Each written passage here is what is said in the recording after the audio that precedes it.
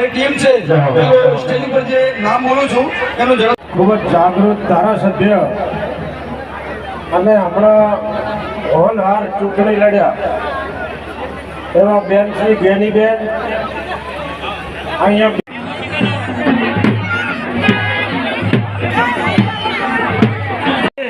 એ બંધ કરજો। એની સાથે સાથે તમને એક બીજી પણ વિનંતી કરું છું કે આડા આવડો ખોરાક ખવડાય નહીં, સંતો ના પાડે છે।